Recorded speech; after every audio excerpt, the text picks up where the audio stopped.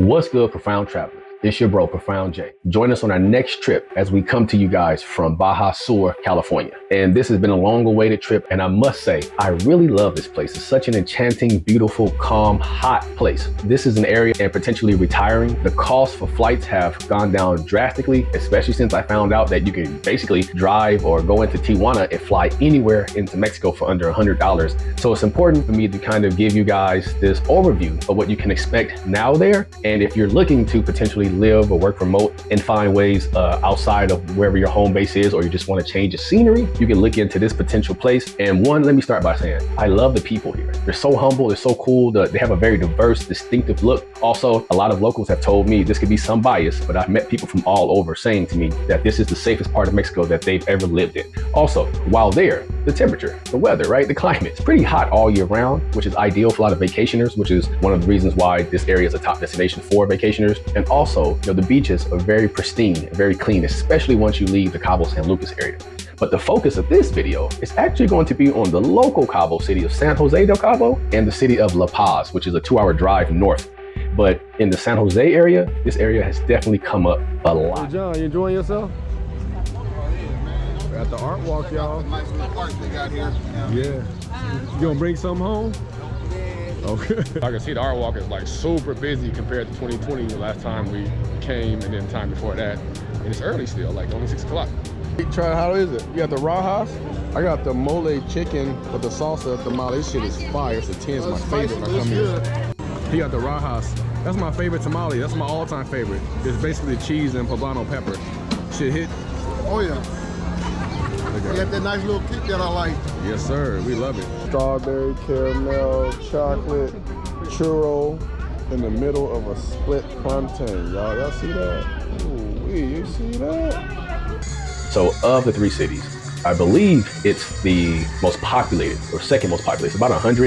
It's about 150,000 people or so that live in the San Jose area. 200,000 or so live in San Lucas. I believe about a little bit more than 200,000 live in the La Paz area. La Paz is bigger than all 3 cities, more of a traditional design and kind of the hustle bustle business of a city that you can find in Mexico. Now you have the San Jose del Cabo area, which is almost now as crowded as the more popular touristy city of Cabo San Lucas. But there's a different crowd. There's a more older, family-oriented vibe in the San Jose del Cabo area. It's a little bit more calmer. The thing about La Paz that's interesting is that the beaches there, it's very hot and kind of dry looking. So the beaches have like this really emerald green, pristine type color.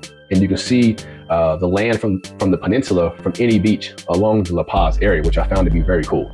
And you see also, I saw karate dojos. I saw a lot of Japanese restaurants all around. You have the La Paz Farmers Market.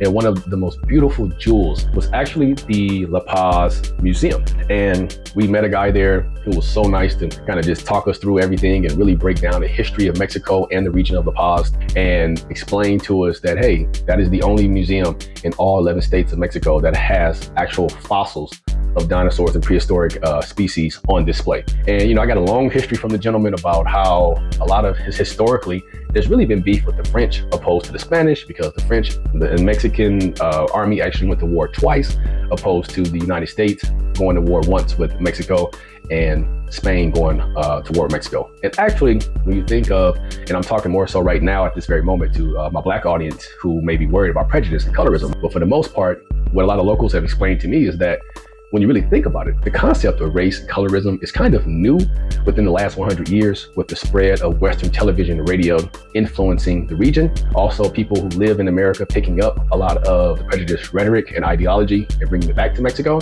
And also, when the French would come over, believe it or not, back in the day, I'm saying hundreds of years ago, there were Black priests who lived in San Jose, who lived in central Mexico, right? And the people just saw them as people, as Mexicans. A lot of the people from Europe came over in the church and was saying, hey, do not follow these priests. They're Black because Black people are X, Y, and Z. Use your imagination, right? Look at the mangoes, y'all.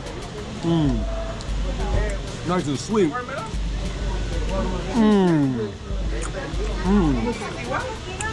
Nice and sweet, muy dulce. La Paz, of all 3 cities, is actually the cheapest to buy property. We've seen houses, compounds, apartment buildings, and so on in the La Paz area for $100,000 to $200,000. not in the immediate metro area, closer to the airport, because there is an airport in La Paz that flies, I think, twice a week from LAX to La Paz and every day from Tijuana or to Mexico to La Paz. La Paz has it set up where the infrastructure, the city is booming, and there's a blue collar, type environment there and touristic appeal there. But I want to know what you guys think as I wrap up this video and you check out the scenes again, from the beaches, the drones, the restaurants, the farmers market, the fireworks, us driving on the countryside, just looking at this beautiful, enchanting place, and leave us some comments and tell us what you think, because we definitely see that this place is on the come up. And the last thing, safety. Again, this is probably a part of Mexico where I felt the safest. I'm not saying things don't happen, because things happen everywhere, but just a feeling of safetiness. With that being said, again, enjoy the footage. Stay tuned for our next couple of videos as we come to you guys from Trinidad and Tobago. With that being said, I'm Profound J and Profound Travelers, y'all. So what can I tell you guys about our time and our experience in La Paz? Well, one, this is a very nice local city here in La Paz. It's very beautiful, very scenic. The ocean water is very clean, not a lot of tourists here. I saw a lot of Americans in the center of town, but a lot of them apparently live here. They have dogs and cars and all types of things of that nature. And it's very family-oriented vibe. It's more drier, a bit more hotter here than it is in the Los Cabos areas, because that's facing the Pacific Ocean, right? Flying a drone, people are nice, hospitable. It's a 2.5 hour drive from San Jose del Cabo, 2 hours if you're coming straight up from San Lucas. It's a good vibe here, man. It's beautiful. I see why a lot of people from California, the Southwest, West Coast, and America in general come live in Mexico. And a lot of locals I've met have always told me for years coming to Mexico that Baja, in their opinion, is the safest part of Mexico to live in, especially if you're someone from another country and you're not familiar with the culture and things of that nature. I know safety is still one of those things people worry about, but that's the issue. That's the issue anywhere you go in the world. You got to know where it's safe and where it's not, because there's danger everywhere, obviously. And there's places where you can find some semblance of peace, right? Resemblance of peace. It's been a great time, man. I must say. That being said, I'll check with you guys next time. Hope y'all enjoyed the scene. A lot more to come. Profound Travelers, y'all. Boom.